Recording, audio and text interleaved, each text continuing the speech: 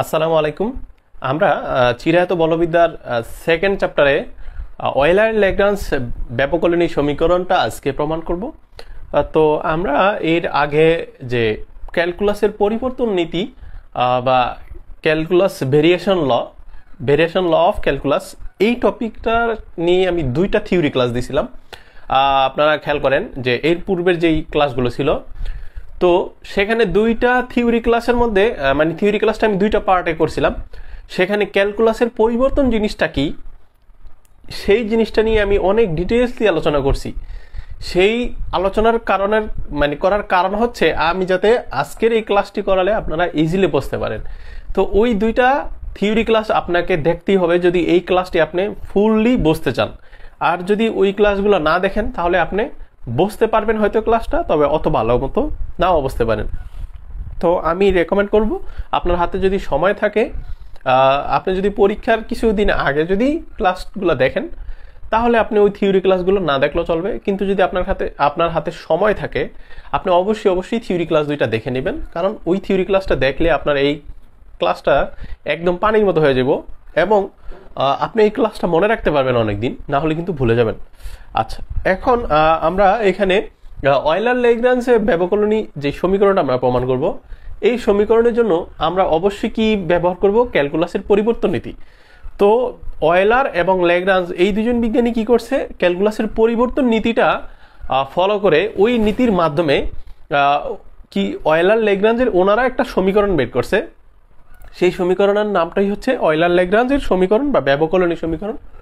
তো আমরা সেই সমীকরণটা যদি একটু দেখাই, সেই সমীকরণটা হচ্ছে এরকম, ddx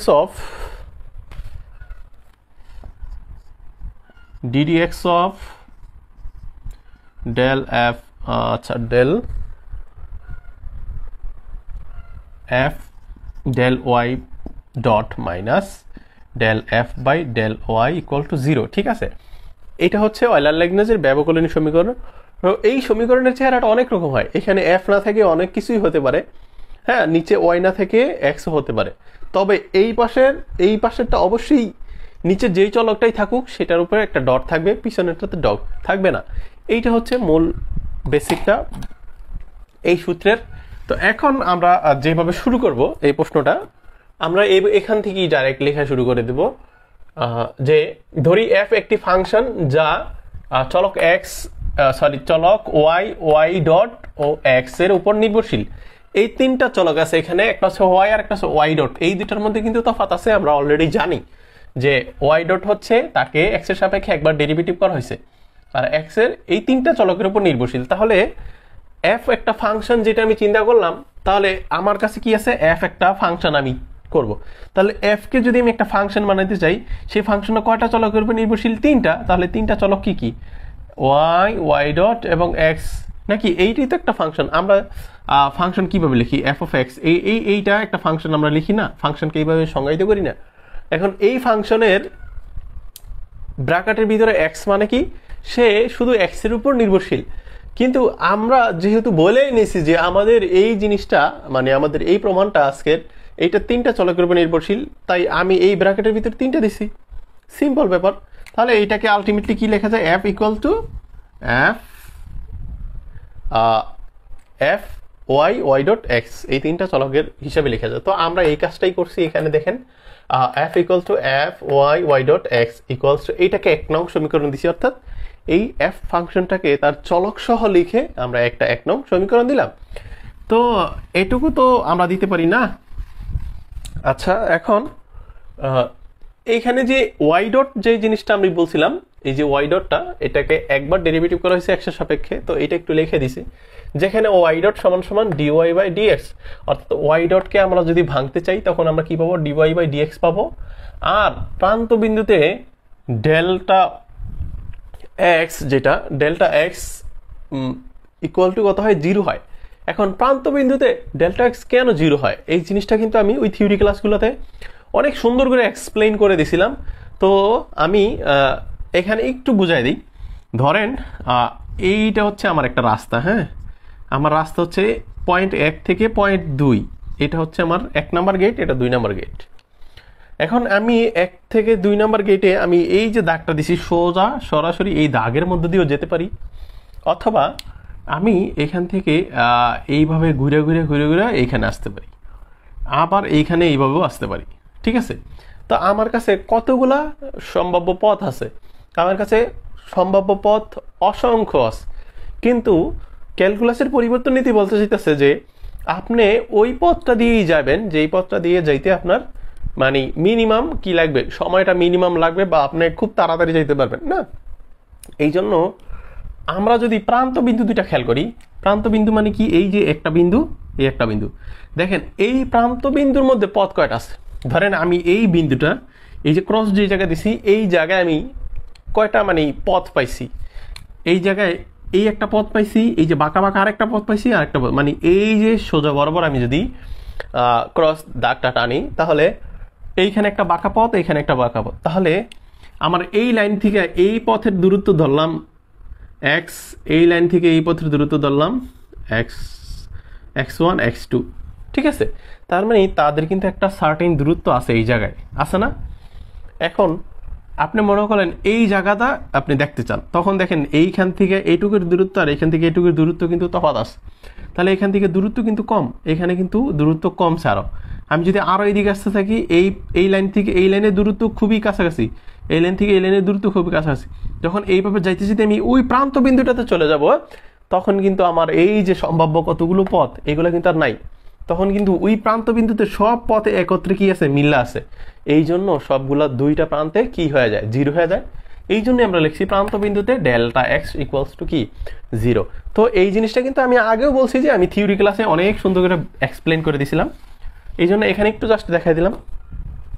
বেশি ভালো করে বসতে চাইলে ওইটা দেখতে হবে। এখন ক্যালকুলাসের পরিবর্তন নীতি অনুসারে আমরা কিন্তু এটা লিখতে পারি। ক্যালকুলাসের পরিবর্তন নীতি অনুসারে আমরা জানি যে এই টোটাল যে পথটা, সেই পথটাকে যদি আমি আই ধরি, তাহলে আই এর সম্ভাব্য সবগুলো পথ, অর্থাৎ সম্ভাব্য সবগুলো পথের কি সমাকলন, তাহলে আই ইকুয়ালস টু এই যে এখান থেকে এখানে যাওয়ার জন্য যেই পথগুলা, সেইটাকে আমি কি করছিলাম, আমি কিন্তু একটা ফাংশন আকারে কি করছিলাম, তাকে রূপ দিছিলাম। তাহলে সেই ফাংশনটার সমাকলন করা হচ্ছে এই 1 থেকে 2 পর্যন্ত সবগুলো পথের সম্ভাব্য পথ বা রাস্তার কি করা, সমাকলন করে ফেলা।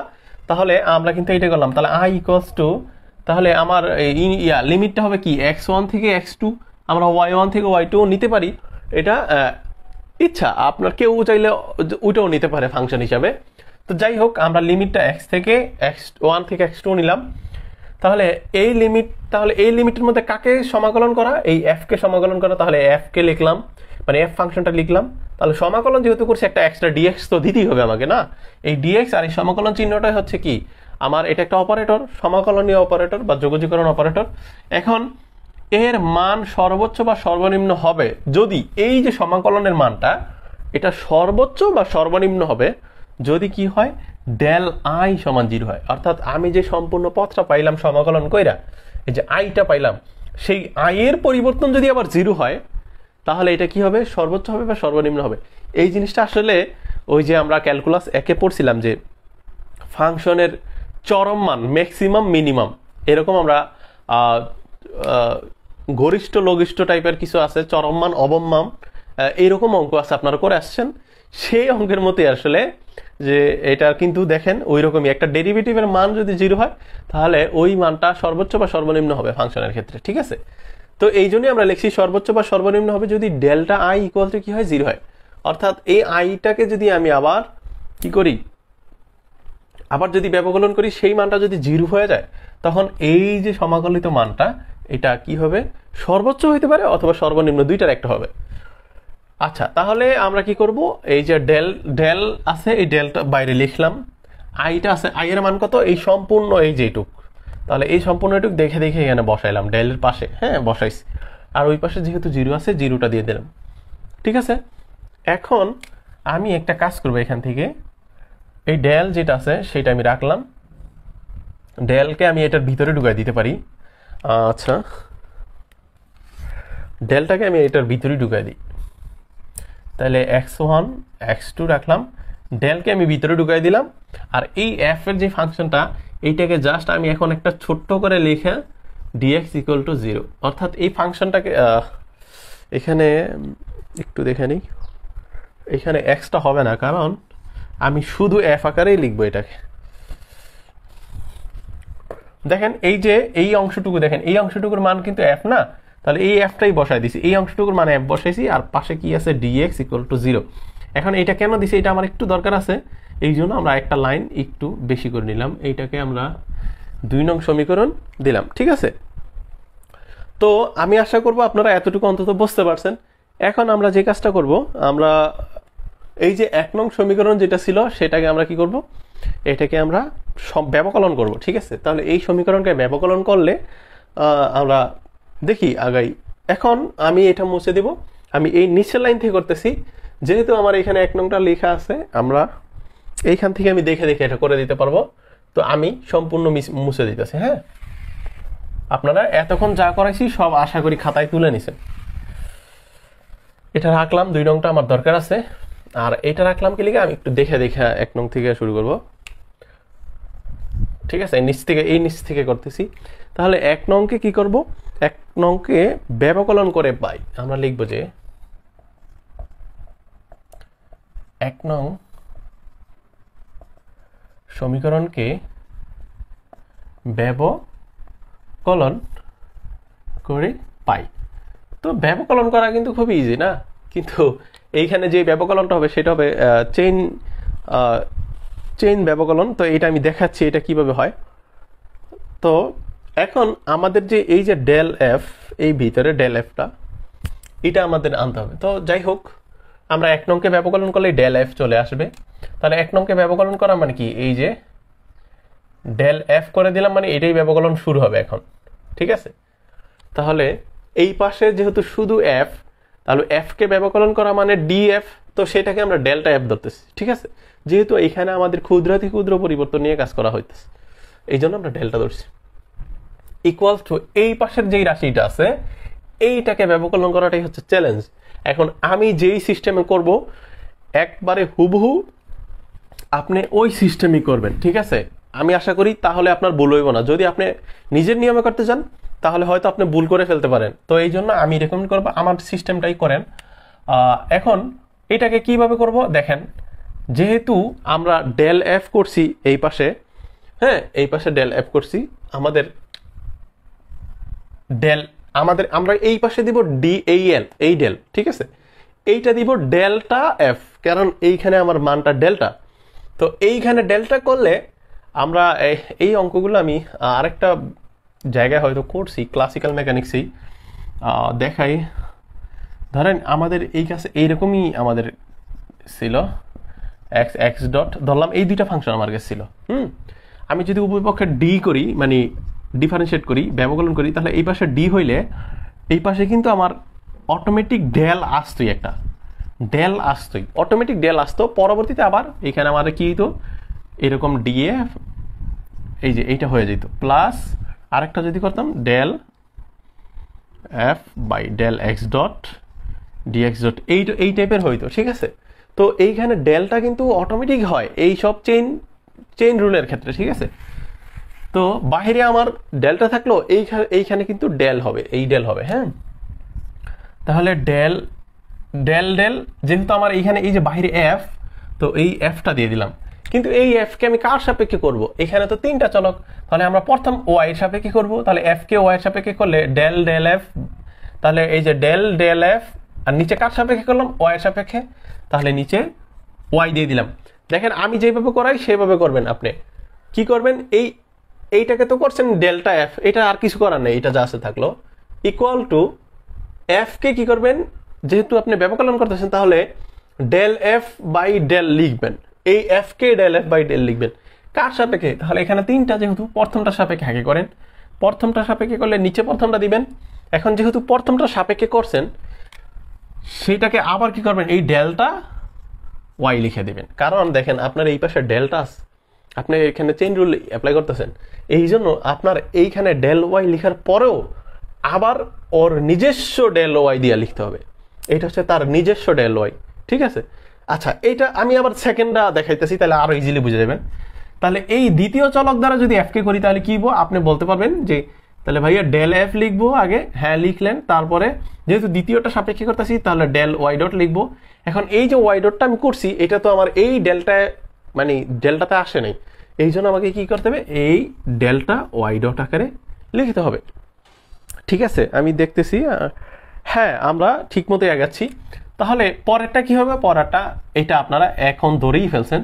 তাহলে del f by del x এর সাপেক্ষে করবেন, আবার ওই এক্স এর নিজস্ব ডেল্টা দিয়ে করবেন, তাহলে নিজস্ব ডেল্টা এক্স। ঠিক আছে, তো এখন এতটুকু হইল। নেক্সট লাইনে আমরা কি করতে পারি, নেক্সট লাইনে ডেল এফ ডেল ওয়াই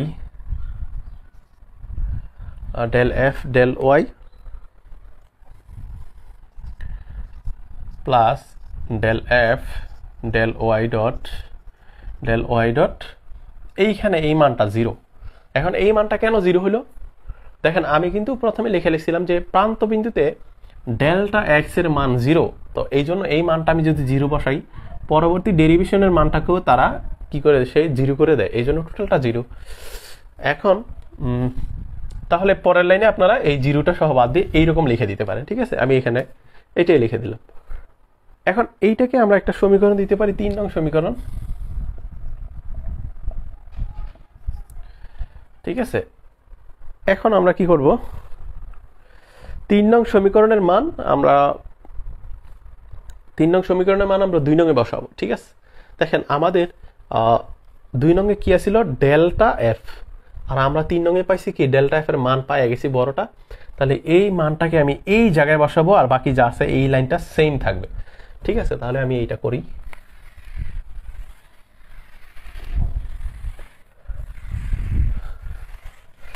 তাহলে 3 নং এর মান 2 নং এ বসাবো না। আচ্ছা, তাহলে আমরা লিখি 3 নং সমীকরণের মান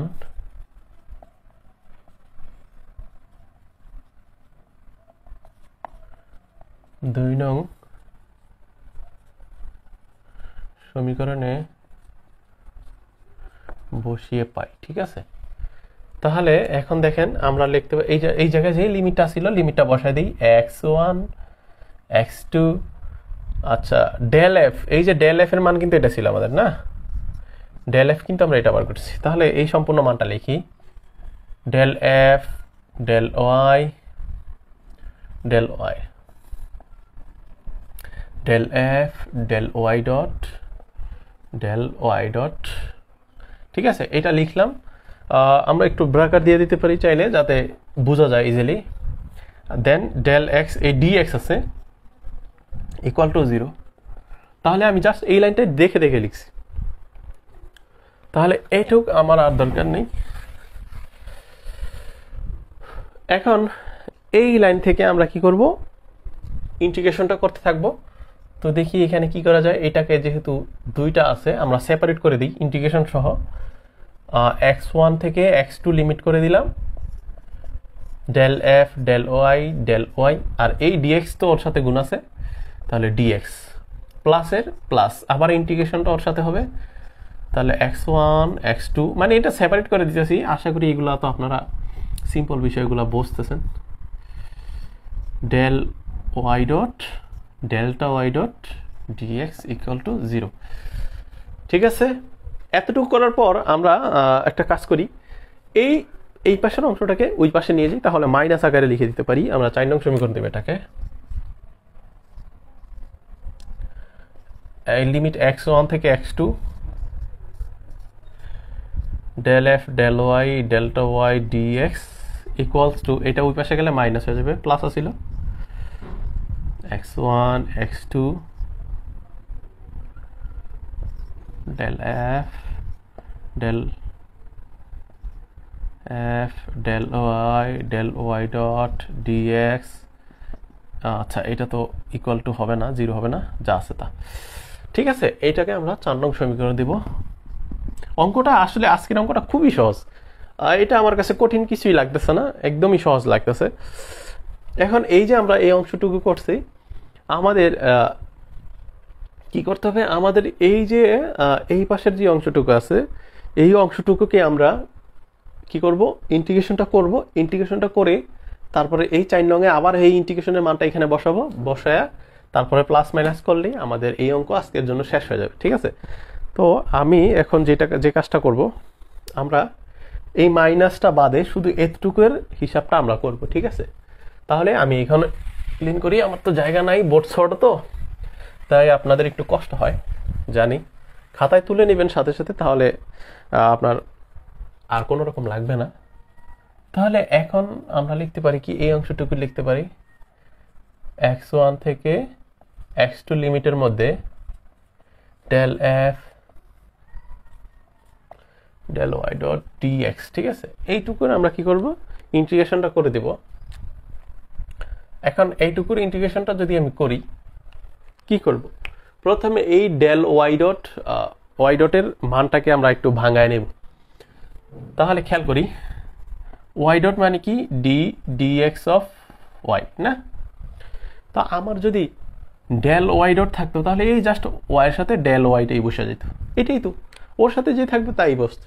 তাহলে আমরা এই কাজটাই করি, লিমিট 1 x1 থেকে x2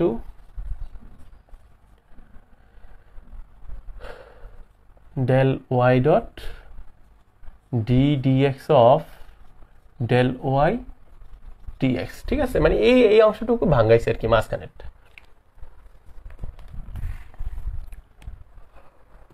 এখন এটাকে ভাঙানোর পর আমার কি করতে হবে, এখানে ইন্টিগ্রেশন অফ একটা সূত্র আছে কিনা দেখেন, integration of uv dx, integration of uv dx এর একটা আমাদের সূত্র আছে, uv সূত্র, যেটা u integration of v dx minus integration of du by dx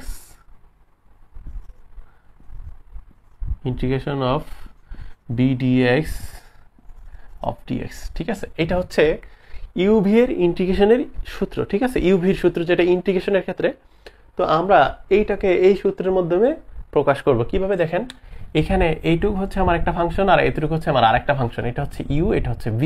ঠিক আছে, তাহলে এখন এই কাজটাই আমি করি। এখন এই কাজটা যদি আমরা করি তাহলে কি করতে হবে, ইউ কে বাইরে রাখতে হবে। তাহলে আমরা কাজটা করি, ইউ কে বাইরে রাখা মানে এই যে del f del y dot, এটাকে বাইরে রাখলাম, ইন্টিগ্রেশন চিহ্ন v dx, v বলতে এই যেটা ddx অফ ডেল্টা y, এইটাকে কি করতে হবে, dx করতে হবে। এইবার সূত্রের মাইনাস, ওই চিত্র আমার দরকার নেই, এটা আমার জায়গা দরকার এখন, ওইটা কিন্তু প্রথমে দিয়ে দিবেন। হ্যাঁ, আচ্ছা, এখন এইটা যেটা আছে ইন্টিগ্রেশন ইউ যেটা আছে সেটাকে কি করা, ডিফারেন্সিয়েট করা, ddx অফ ইউ বলতে del f by del y dot. ঠিক আছে, এটা সেকেন্ড ব্র্যাকেট দিয়ে দিলাম। আচ্ছা, সেকেন্ড ব্র্যাকেটটা আচ্ছা দিয়ে দিলাম। এটা দেওয়ার পর আবার কি করতে হবে, ইন্টিগ্রেশন, আচ্ছা এইখান থেকে ইন্টিগ্রেশন ও x1 x2, আচ্ছা এই ভিতরের ইন্টিগ্রেশনে কিন্তু আর লিমিট দেওয়ার দরকার হবে না। দেখেন আমরা বাইরেটা দিলাম, ভিতরেটার লিমিটটা দিতে হবে না। আচ্ছা, বি কি আছে, dx of del y dx আবার লাস্টের dx। ঠিক আছে, এইটা হচ্ছে আমাদের এই সূত্রটাকে ইউভি আকারে ভাঙলে এটা পাওয়া যায়। আপনারা এটা জায়গাটা যদি আপনার কনফিউশন লাগে আপনি এটা করে দেখবেন, আপনার ক্যালকুলাস বইয়ে এই সূত্রটা দেওয়া আছে। ঠিক আছে, আচ্ছা তাহলে হ্যাঁ ঠিক আছে।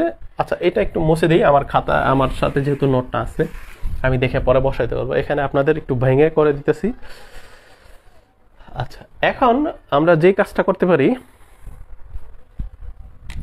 এইটুকুকে আমরা del f del y আকারে লিখলাম, আর এই পাশেরটাকে কি করা যায় দেখেন, এই যে dx আবার এই পাশে কি আছে ddx, আর এই ddx এর ডাইরেক্ট আমরা কি করতে পারি, তুলে দিতে পারি। এটা তুলে দিয়ে জাস্ট এই যে মানটা আছে del y টা বসিয়ে দিয়ে তার লিমিটটা বসিয়ে দিতে পারি x1 থেকে x2। দেখেন এইখানে আমরা লিমিট সবসময় থার্ড ব্র্যাকেট দিয়ে ইউজ করি, কিন্তু এইখানে আমরা কি দিব, যেহেতু এটা ক্যালকুলাস ইউজ হইতেছে, এই ক্যালকুলাসের লিমিট হচ্ছে একটা দাগ দিয়ে তার নিচে জাস্ট লিমিটটা দিয়ে দাও। ঠিক আছে, কি করলাম আবার বলি, এই ddx আর dx এটা বাদ। ঠিক আছে, এইটা সমাকলন চিহ্ন সবগুলাই কিন্তু একবারে জাস্ট কাটাকাটি করে একাকার হয়ে যায়, শুধু লিমিটটা বসে যায়। ঠিক আছে, ওকে, এই মাইনাসের মাইনাস। এখন এইখান থেকে আমরা যে কাজটা করতে পারি, এইখান থেকে আমরা এই পিছনের কাজটা করব। আগে পিছন থেকে করে এই পাশে আসবো। তাহলে এইখানে লিমিটটা আমরা যা আছে তা লিখলাম। দেখেন এই জায়গায় একটু খেয়াল করতে হবে আপনাদের, dx del f by del y, আর এই পাশের দেখেন এই ddx এই dx ddx এই যে ইন্টিগ্রেশন সব কি যায়, চলে যায়। ঠিক আছে, আগেরটার মতোই। তাহলে বসে থাকে কি del y, তাহলে del y বসে থাকে। আর বাইরে যেহেতু dxটা আসিল, সেই dxটা এখন ওর সাথেই গুণাকারে বসবে, অর্থাৎ এই দুইটার সাথেই। তো এতটুকু করার পর এখন আমি এই লিমিটটা যেহেতু এটা বসাইছি, লিমিটটা দিয়ে দিই ওদেরকে না, আর এই পাশেরটা যা আছে তা থাকুক আমাদের। দেখেন লিমিটটা আমি কার কাছে বসাবো, যদি এইখানে x থাকতো তাহলে x এর লিমিট একবার x2 বসাতাম, একবার x1 বসাতাম, আপার লিমিট লোয়ার লিমিট। কিন্তু এখানে কি x আছে? x কিন্তু আদৌ নাই। তাহলে যেহেতু x নাই, তাহলে লিমিটটা কোথায় বসবে? কোথাও বসবে না। তাহলে এই টোটাল মান কিন্তু কি হয়ে যাবে, লিমিট বসাইলে 0 হয়ে যাবে, যেহেতু x নাই। আর এখানে মাইনাস কি থাকতেছে, x1 x2 ddx of del f by del y dot del y dx। বোঝা গেল এতটুকু? এখন আরেকটা লাইন নিচে যেটা করব সেটা হচ্ছে এই জিরোটা জাস্ট বাদ দিয়ে দেবো। তা আমি আর নিচে লাইন করলাম না, আপনারা একটা লাইন করে নিন। আমি এটাকে জাস্ট এতটুকুই রেখে দিলাম। ঠিক আছে, তো এইটাকে আমরা একটা সমীকরণ দিব না, থাক এখন সমীকরণ না দিলে চলবে। তাহলে আমরা লিখতে পারি, সুতরাং এটা কি কার মান আসলো, এটা আসলো লিমিট x1 থেকে x2 কে যদি del f by del y dot কে ডেল্টা y ডট dx কে যদি আমরা ইন্টিগ্রেশন করি তাহলে এইটা আসে। এখন আমাদের কিন্তু 4 নংয়ের যে ইন্টিগ্রেশনটা ছিল, সেই ইন্টিগ্রেশনের আমি কিন্তু বলছিলাম ডান পাশে যে আমার মানটা আছে সেইটা নিয়ে কিন্তু আমি কাজটা করছিলাম। তো সেইটার মান কিন্তু এইটুকু আসছে, তা আমরা ওইটা মান বসায় দেবো এখন। হ্যাঁ, তো আমি 4 নং সমীকরণটা আবার একটু লিখি যাতে আপনারা এখানে বুঝতে পারেন ইজিলি যে কি করতেছি কাজটা। আচ্ছা, 4 নং সমীকরণটা আমি আবার একটু লিখে দিই। 4 নং সমীকরণটা ছিল লিমিট x1 থেকে x2 del f del y delta x dx equals to minus x1 x2 del f del y dot delta y dot dx। ঠিক আছে, এটা ছিল আমার 4 নং সমীকরণ। এখন এই 4 নং এর আমি বাম পাশের অংশটা নিয়ে কাজটা করছিলাম না, সেইটার মান কিন্তু আমার কাছে চলে আসছে এবং আমি তার মাইনাসটা রাখছিলাম, মাইনাসটা করি নাই। দেখেন এইখানে ওর প্লাসের মানটুকুই নিছি, তার মান মাইনাস বের হয়েছে। আর এখানে আগে অলরেডি একটা মাইনাস আছে, তাহলে এই মাইনাসে কি হয়ে যাব, প্লাস হয়ে যাব। তাহলে এখন আমরা এই অংশটুকুর পরে আমরা লিখতে পারবো যে 4 নং হতে পাই, 4 নং হতে, আচ্ছা 4 নং সমীকরণ হতে পাই কি, তাহলে আমরা এটা লিখব x2। আচ্ছা, এখন একটা কথা, এটা আর বারবার না লিখে আমার তো 4 নং উপরে লিখে আছে, তো আমি এখান থেকেই শুরু করে দিই। তাহলে 4 নং হতে পাই আমরা লিখতেছি না, তাহলে x1 x2। আচ্ছা, এইখানে আমি আরেকটা কাজ করে দিই, আরেকটু ইজি করে দিই। তাহলে এই অংশটুকুর মান তো আমার জানা আছে, আমি এই মানটা বসায় দিই। তাহলে একটা মাইনাস বাহিরে আর একটা মাইনাস ভিতরে, তাহলে কি হয়ে যাইতেছে, প্লাস হয়ে যাইতেছে না। তাহলে আলটিমেটলি আমার এই মানটা হয়ে যাইতেছে plus x1 x2 ddx of del f del y delta y dx। এটা হচ্ছে আমার না, এটা এই ডেল্টার উপরে একটা ডট নাই, আমি এটা দেখে দেখে লিখে দিলাম, আর এই মাইনাসে মাইনাসে প্লাস হয়ে গেল। আর বাম পাশে আমার কি আছে, x1 x2 del f by del y delta x dx না। এখন আমরা একটা কাজ করব, এই লাইন থেকে দেখেন ইজিলি আমাদের আজকের অঙ্কটা সমাধান হয়ে যাচ্ছে। কিভাবে দেখেন, এইখানে এই যে লিমিট x1 থেকে x2 লিমিট x1 থেকে x2 উভয় পক্ষে কিন্তু এই জিনিসটা আছে, এটা বাদ। তারপরে এইখানে, আচ্ছা এইটা তো ডেল এক্স না বেবি, ডেল ওয়াই, এটা সরি এখানে ওয়াই তো হওয়ার কথা। আচ্ছা এইবার দেখেন এইখানে ডেল্টা ওয়াই ডেল এক্স বাদ, তাহলে ইন্টিগ্রেশন চিহ্ন বাদ, এইটুকু বাদ, ইন্টিগ্রেশন চিহ্ন বাদ, এইটুকু বাদ, তাহলে আমার থাকে কি ডেল এফ ডেল ওয়াই থাকে এই পাশেরটা, আর এই পাশেরটা কি থাকে dx of del f del y dot, এইটুকু থাকে। এখন আমি যদি এই পাশের মানটাকে যদি ওই পাশে নিয়ে যাই, তাহলে এই মানটা প্লাস আছে, ওই পাশে গেলে মাইনাস হয়ে যাবে। আলটিমেটলি আমরা লিখতে পারি dx of del f by del y minus del f by del y equal to 0, ঠিক আছে। আর এইটাই আজকে আমাদের অঙ্কের অ্যান্সার ছিল, ঠিক আছে। তাহলে আপনারা এখানে লিখে দিবেন যে এটাই অয়লার ল্যাগ্রাঞ্জ ব্যবকলনীয় সমীকরণ, ঠিক আছে, বা ক্যালকুলাসের পরিবর্তন নীতি থেকে অয়লার ল্যাগ্রাঞ্জ না, এটা লাস্টে এখানে লিখে দেবেন যে এটাই অয়লার ল্যাগ্রাঞ্জের ব্যবকলনীয় সমীকরণ। তো আমি আশা রাখবো আপনারা আজকের ক্লাসটি বুঝতে পারছেন। তো যদি না বুঝে থাকেন তাহলে অবশ্যই আপনাকে থিওরি ক্লাস দুইটা দেখে নিতে হবে। আর থিওরি ক্লাসগুলো দেখার পরে আমার মনে হয় না এখানে কেউ আছে যে এই ক্লাসটি বুঝবে না। সে যতই খারাপ স্টুডেন্ট, মানে যতই দুর্বল স্টুডেন্ট হোক, সে এই জিনিসটা বুঝতে পারবে। তো পরবর্তীতে আপনাদের সাথে দেখা হবে। সবাই ভালো থাকেন, সুস্থ থাকেন, আল্লাহ হাফেজ।